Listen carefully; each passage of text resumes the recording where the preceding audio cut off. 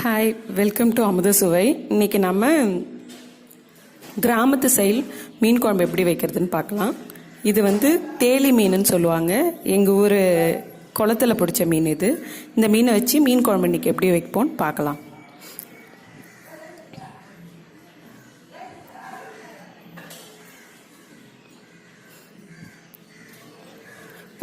ஒரு பெரிய வெங்காயம் கட் பண்ணி வச்சாச்சு. ஒரு பெரிய தக்காளி கட் பண்ணிக்கிட்டோம்.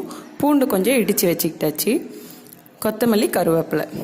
இது ஒரு பெரிய நெல்லிக்காய் அளவு புளி ஊற வச்சு கரைச்சி வச்சுருக்கோம். அதில் உப்பு ஆல்ரெடி போட்டாச்சு. 4 டீஸ்பூன் மிளகாத்தூள், வீட்டு மிளகாத்தூள். இது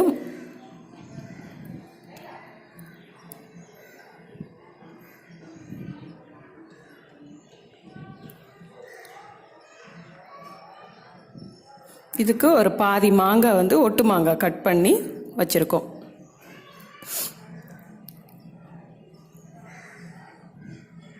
இதுதாங்க தேவையான பொருள் எல்லாம். இவ்வளோதான், சிம்பிளாக ஈஸியாக வச்சிடலாம் மீன் குழம்பு.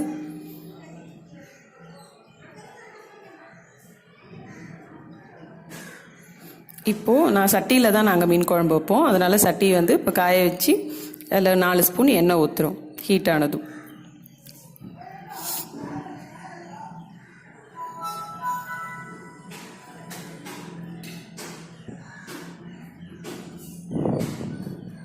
நாலு ஸ்பூன் எண்ணெய் ஊற்றியாச்சு. இப்போ எண்ணெய் கொஞ்சம் சூடானதும் தாளிக்கலாம். இது வீட்டில் செஞ்ச வடகம் சொல்லுவாங்க. வடகம் இல்லாதவங்க வெந்தயம், ஜீரகம் போட்டு கூட தாளிச்சிக்கலாம்.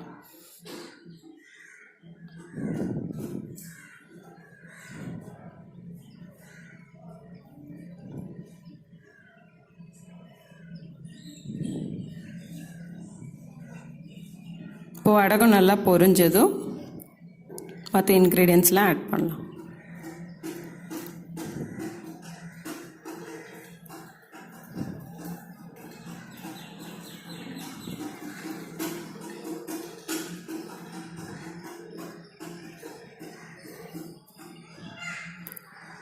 வெங்காயமும் கருவேப்பிலையும் போட்டு வதக்க போகிறோம்.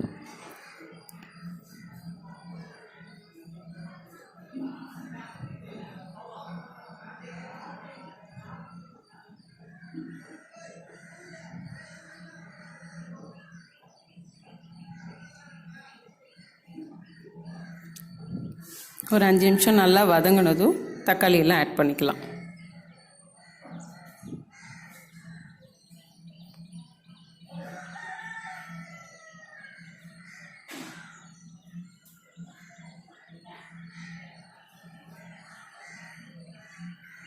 இப்போ நல்லா பொன்னிறமாக வதங்கிடுச்சு. இப்போ நம்ம தக்காளியை சேர்த்துக்கலாம். தக்காளி, பூண்டும் சேர்த்துப்போம்.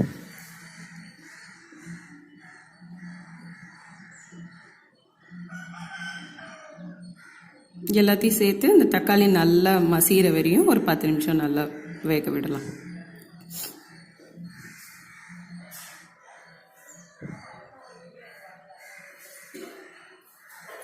இப்போ நான் மூடி போட்டு அதை மூடி வச்சிடறேன் ஒரு 5 நிமிஷம்.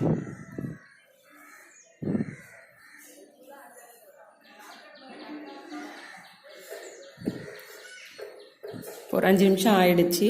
நல்லா தக்காளி எல்லாம் மசிஞ்சு வந்திருக்கு பாருங்க.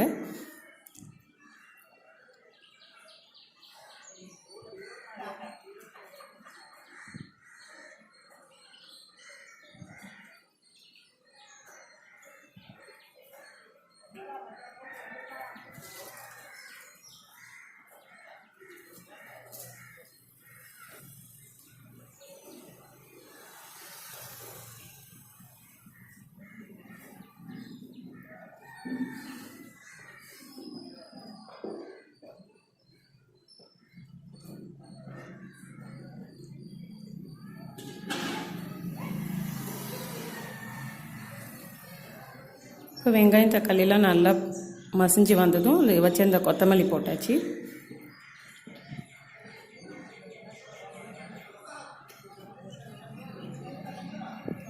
ஒரு 2 நிமிஷம் வதக்கிட்டு நம்ம அந்த புளிக்கரைசலை ஆட் பண்ணிக்கலாம்.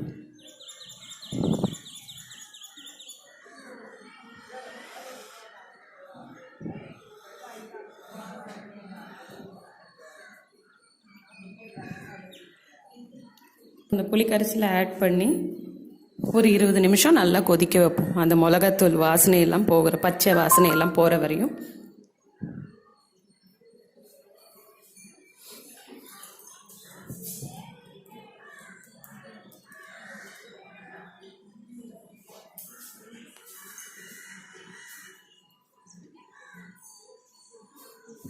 இப்போ அவ்வளோதாங்க, குழம்பு தாளித்து ஊற்றியாச்சு. இப்போ ஒரு 20 நிமிஷம் இதை கொதிக்க வைப்போம். கொஞ்சம் எக்ஸ்ட்ரா கொஞ்சம் தண்ணி ஆட் பண்ணிக்கோங்க, அப்போ தான் நல்லா கொதித்து அந்த பச்சை வாசனைலாம் போகும்.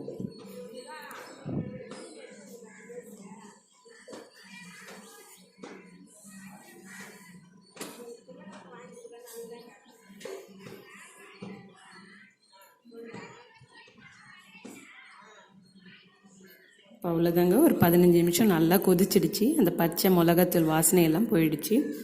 இப்போ நம்ம இந்த மீன் ஆற்று மீனுன்றதுனால கொஞ்சம் முன்னாடியே நம்ம அதை பாயில் பண்ணிடலாம், வேக வச்சிடலாம். இந்த மீன் மற்ற கடல் மீன் மாதிரி உடஞ்செல்லாம் போகாது.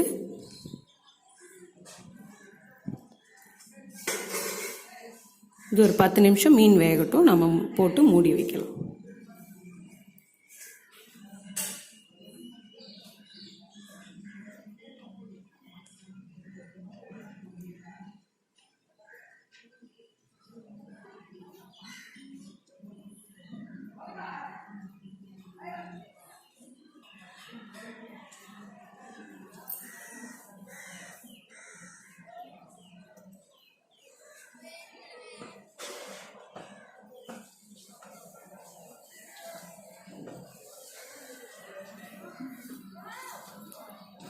இப்போ 10 நிமிஷம் நல்லா கொதித்து மீன் நல்லா வெந்திருக்கும் பாருங்கள்.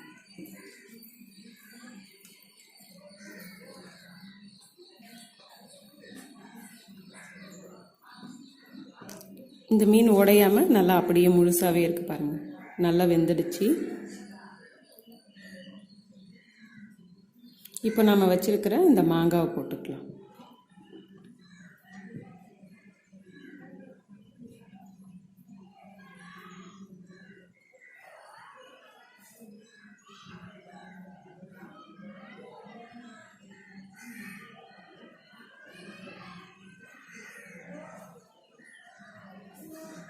மாங்காய் கொஞ்ச நேரத்தில் வெந்துடும். ஒரு 5 நிமிஷம் மூடி வச்சோன்னா மாங்காவும் அந்த டேஸ்ட்டு நல்லா அதில் இறங்கி நல்லாயிருக்கும்.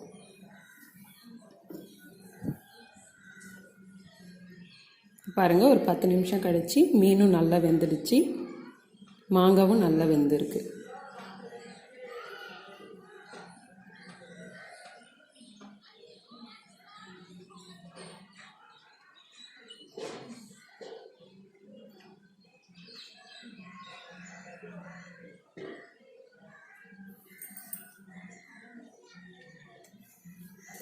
அவ்வளோதாங்க, மறுபடியும் கொஞ்சம் கொத்தமல்லி இலை போட்டு இது இறக்கிட வேண்டியது தான்.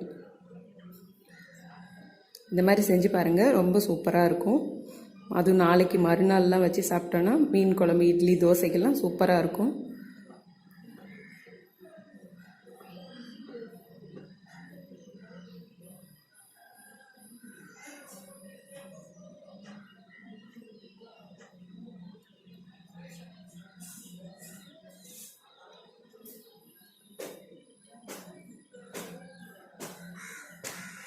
அவ்வளோதான், ஈஸியாக ஆற்று மீன் குழம்பு வைக்கிறது எப்படின்னு பார்த்துட்டோம்.